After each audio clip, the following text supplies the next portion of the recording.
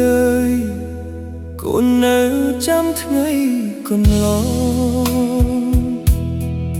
đại có nỡ dễ căn khiêm tăng pi tô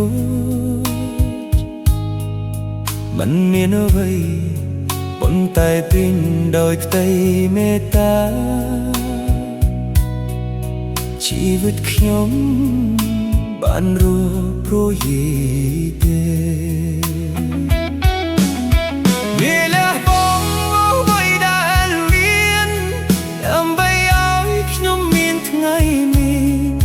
ខ្ញុំមិនតន់បានសងគុណវិញ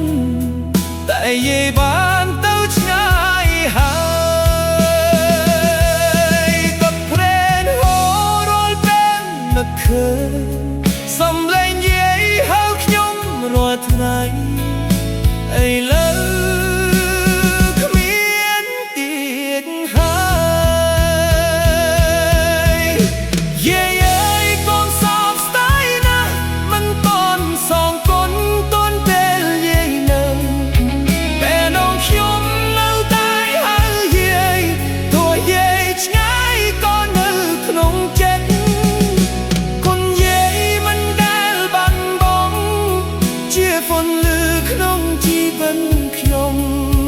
ទោះថ្ងៃណាខ្ញុំធ្លាក់ចូ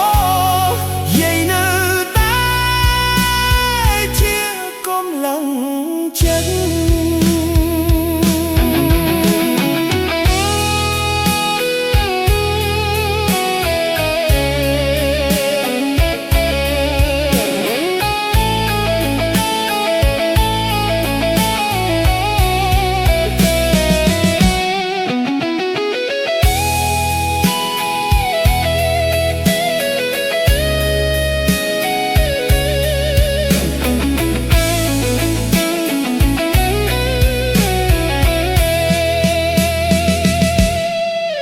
មានថ្ងៃ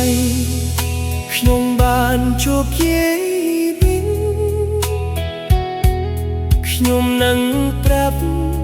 ថាខ្ញុំគោរពយាយណាស់គ្រប់អ្វីដែលយាយបានធ្វើនៅក្នុងចិត្ត